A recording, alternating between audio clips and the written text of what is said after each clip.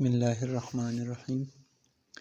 ایک زمانے میں ایک سلطنت میں ایک مہربان اور عادل بادشاہ رہتا تھا۔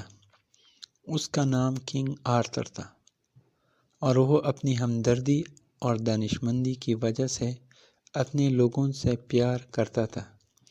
بادشاہ آرتھر کو تخت اپنے والد سے وراثت میں ملا تھا، جس نے بادشاہی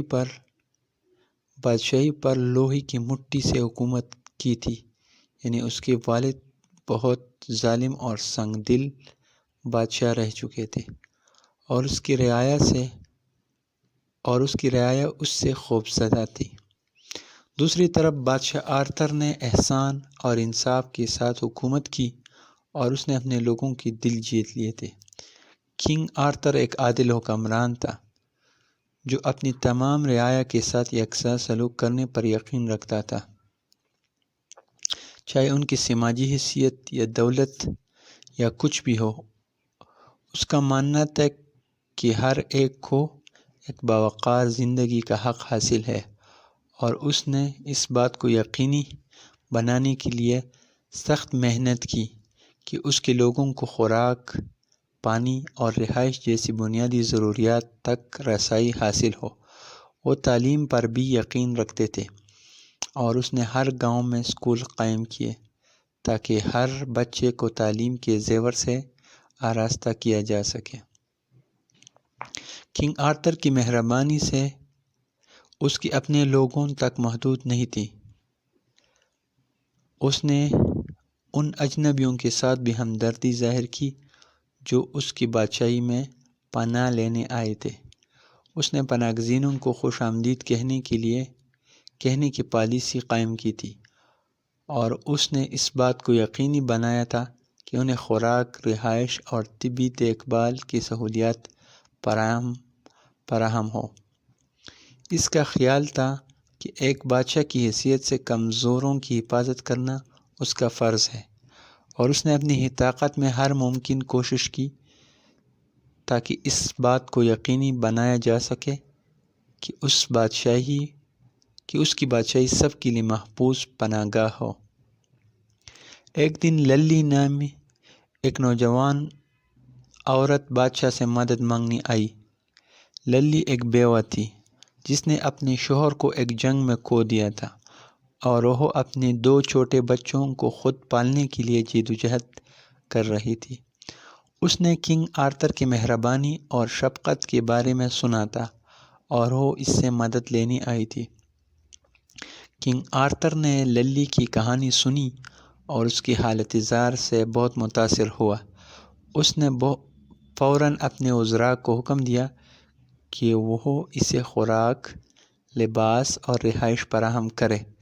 اس نے ایک ہنر کی تربیت دینے کا بھی انتظام کیا تاکہ وہ روزی کما سکے، اپنے ہاتھوں سے اپنے لیے روزی کما سکے اور اپنے خاندان کی کفالت کر سکے۔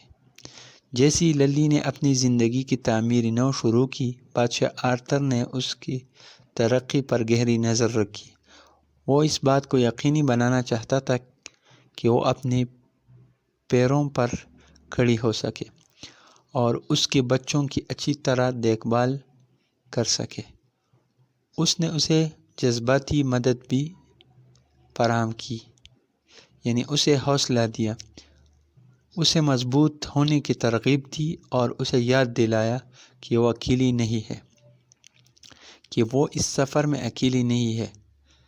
وقت گزرنے کے ساتھ للی ایک کامیاب کاروباری خاتون بن گئی اور وہ اپنے بچوں کو اچھی زندگی فراہم کرنے میں کامیاب ہو گئی۔ وہ اس احسان کو کبھی نہیں بھولی جو کنگ آرتھر نے اس پر کی تھی، اور وہ ساری زندگی اس کی شکر گزار رہی۔ کنگ آرتھر کی مہربانی اور ہمدردی نے اس کی سلطنت پر بہت اثر ڈالا۔ اس کی رعایا اس کی مثال سے متاثر ہوئی اور انہوں نے بھی ایک دوسرے کے ساتھ مہربانی اور ہمدردی کا مظاہرہ کرنا شروع کر دیا۔ بادشاہی ایک ایسی جگہ بن گئی جہاں لوگ ایک دوسرے کو تلاش کرتے تھے، اور جہاں ہر ایک کو تعلق کا احساس تھا۔ بادشاہ آرتھر کا دور طویل اور خوشحال تھا، اور وہ اپنے انتقال کے بعد بھی اپنی سلطنت میں ایک محبوب شخصیت رہا۔ اس کی میراث زندہ رہی اور اس کے لوگ رحمدلی اور ہمدردی کی ان اقداروں کو برقرار رکھتے رہے جو اس نے اس میں ڈالی تھی۔ آخر میں کنگ آرتھر کی کہانی ہمیں رحمدلی، ہمدردی کی طاقت کے بارے میں ایک اہم سبق سکھاتی ہے۔